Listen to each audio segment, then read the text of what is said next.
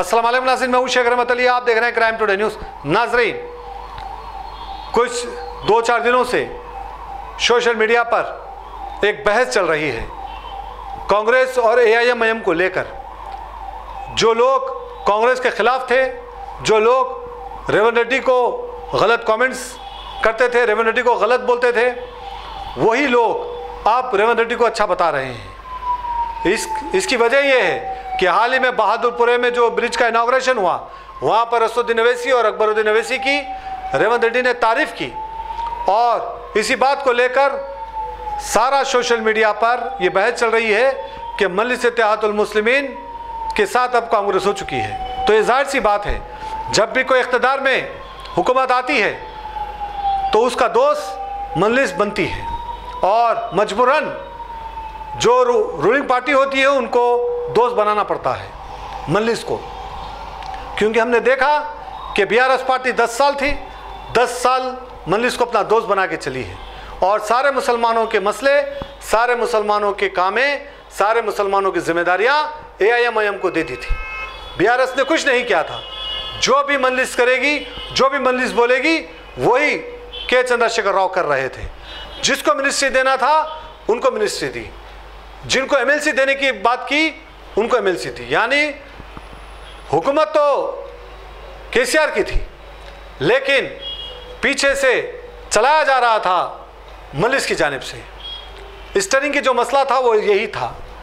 अब 10 साल में मुसलमानों के लिए कोई ख़ास काम नहीं की BRS गवर्नमेंट। यही वजह है कि कांग्रेस को इख्तिदार में लाया गया। कांग्रेस को मुसलमानों ने बहुत ज़्यादा वोट डाले, और माइनॉरिटीज़ की वजह से कांग्रेस इख्तिदार में आई। हालांकि मजलिस इत्तेहादुल मुस्लिमीन के सुप्रीमो असदुद्दीन अवैसी ने बारहा हर जलसों में ये कहा कि BRS पार्टी को वोट डाले, मुसलमान मामू को जिताएं। बावजूद इसके असदुद्दीन अवैसी की बात को नहीं माना, उनके जलसों का कोई असर नहीं हुआ।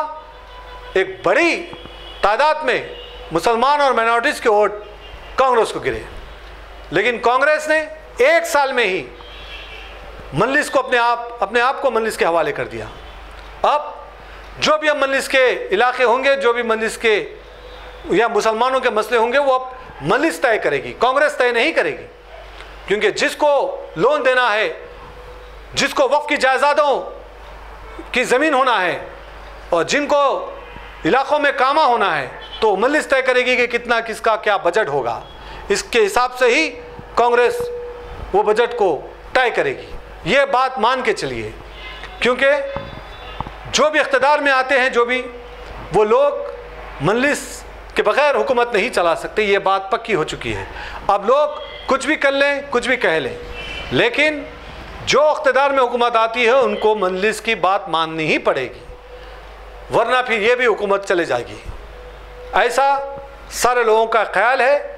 जो भी हुकूमत आती है उनका एक ऐसा मिजाज बन चुका है।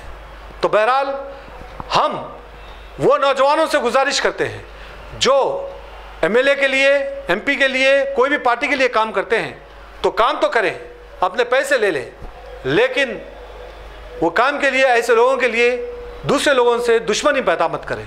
अमूमन हम देखें हैं कि कांग्रेस हो या AIMIM हो या फिर कोई दूसरी पार्टी, वर्कर्स आपस में दुश्मन बन जाते हैं, एक दूसरे पर हमले कर देते हैं। आंध्र प्रदेश में हमने देखा कि कैसे कत्ल कर दिया गया है। तो ये चीज़ें नहीं होनी चाहिए, क्योंकि ये सियासतदान किसी का साथ नहीं आते, सिर्फ आपका इस्तेमाल करते हैं। अगर आप इनके साथ रहेंगे तो आपको इस्तेमाल, आपके ऊपर केसेस दर्ज होंगे, और सारी ज़िंदगी आपको और आपकी फैमिली को सफ़र करना पड़ेगा। इसीलिए एहतियात कर लें, जो काम है वो काम करें, वरना आपको सिर्फ इस्तेमाल किया जाएगा। क्योंकि ये लोग लड़ते हैं जलसों के मैदान में, सियासी मैदान में, लोगों के सामने, पब्लिक के सामने, लेकिन पीछे, पर्दे के पीछे इनकी अलग दुनिया होती है। सारे धंधे ये लोग बैठकर एक दूसरे से अपने कारोबार कर लेते हैं। जब सामने आते हैं तो सिर्फ आपको दिखाने के लिए एक धंधा, एक ऐसी सियासत, गंदी सियासत, राजनीति करते हैं। तो इस राजनीति को समझने की ज़रूरत है कि आपका कोई नहीं है। इसलिए आप जिस तरह से कोई MLA के लिए, कोई MP के लिए, कोई लीडर के लिए जो लड़ जाते हैं, किससे भी बहस व तकरार करते हैं, दुश्मनी मोल लेते हैं, वो आगे चलकर आपको भारी पड़ सकती है। क्योंकि बाद में आपको ना पुलिस साथ देगी, ना कोई पॉलिटिशियन साथ देगा, आपकी लड़ाई आपको ही लड़ना होगा। इसलिए क्राइम टुडे न्यूज़ वो नौजवानों से गुजारिश करता है जिनके ऊपर केसेस दर्ज हो चुके हैं या फिर आगे चलकर किसी के ऊपर भी केसेस दर्ज हो सकते हैं, वो लोग एहतियात कर लें। काम तो करें, कोई भी पार्टी के लिए काम करें, लेकिन दूसरी पार्टी के वर्करों से दुश्मनी मत पैदा करें। ये सारे वर्करों के लिए ये मैसेज है और हम ये गुजारिश करते हैं कि वर्कर्स की तरह काम करें। अपनी ज़ाती मसले के लिए ज़ाती दुश्मनी पैदा मत करिए, वरना आगे चलकर आपको नुकसान हो सकता है। क्योंकि जिस तरह से कांग्रेस में भी कई लोग मजलिस के ख़िलाफ़ थे, आज वो लोग शर्मिंदा हो गए हैं, और जितने लोग मजलिस में थे जो कांग्रेस के ख़िलाफ़ थे, वो भी लोग शायद शर्मिंदा हो रहे हैं कि ये क्या हो गया।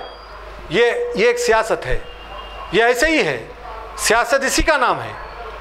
बहरहाल जिस तरह से वीडियो वायरल हो रहे थे, हमने ज़रूरी समझा कि इस मसले पर बात करें और वो नौजवानों से गुजारिश करें कि वो अपने अपने इलाक़ों में डेवलपमेंट करने की बात करें, अपने अपने एमएलए को बोलें कि उनके इलाक़ों के, उनके गलियों के कामा करें, इसी पर बात करें।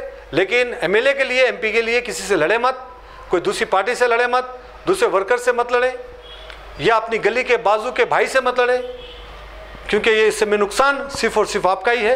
ना एमएलए का कुछ जाएगा, ना एमपी का कुछ जाएगा, ना सीएम का कुछ जाएगा, नुकसान तो सिर्फ आपका होगा। इसलिए जहाँ पर भी हम रहते हैं वहाँ पर हर किसी को अपना दोस्त बनाइए और जहाँ तक हो सकते अपने अपने इलाक़ों को तरक्की की तरफ ले जाइए, यही अच्छा काम करें। लेकिन किसी के लिए दुश्मनी मत मोले, वरना आपको बहुत परेशानी हो सकती है। बहरहाल कांग्रेस एमआईएम मिल चुके हैं, अब आने वाले इलेक्शन में दोनों लड़ेंगे। अब मामू का क्या होगा वो देखना बाकी है। क्या मामू फिर से आएंगे, फिर से मजलिस को लेंगे, या मजलिस का मिजाज जब क्या रहेगा, क्या मामू का साथ देंगे जबकि सियासत क्या होगी, जबकि हालात क्या होंगे, या फिर कांग्रेस का ही साथ देंगे, या रेवंत रेड्डी को ये डर हो चुका है कि अगर मामू स्ट्रांग हो गए तो फिर मजलिस मामू के साथ देगी, हमारा क्या होगा। यानी ये सारे बातों पर अब सोच समझ कर ही शायद कांग्रेस ने मजलिस को अपने साथ लिया और मजलिस के साथ ही अब हुकूमत चलाएंगे।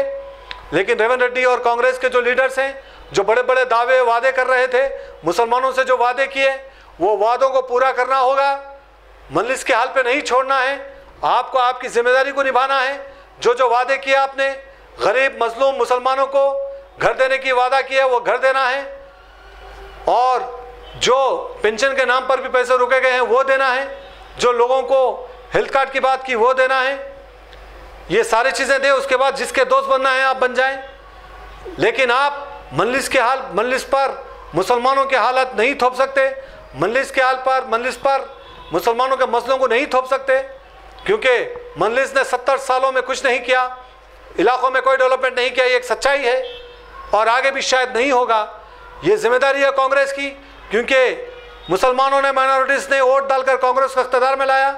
अब कांग्रेस छुटकारा नहीं पा सकती है, ऐसा उसकी जिम्मेदारी है कि वो इलाक़ों में काम करे, क्योंकि अवाम अब सवाल करना जान चुकी है, अवाम अब सवाल करेगी। क्योंकि अब अगर आप मजलिस के साथ मिलकर बाद में ये बहाना बनाएंगे कि मजलिस को हमने जिम्मेदारी दी थी, मजलिस ने कुछ नहीं किया, तो ये अब नहीं चलेगा। मजलिस ने 70 सालों में कुछ नहीं किया तो आगे के 70 साल में भी कुछ नहीं करेगी। लेकिन आपकी जिम्मेदारी है, आपने हुकूमत बनाई, आपकी जिम्मेदारी है जो वादे किए वो वादे पूरा करना है।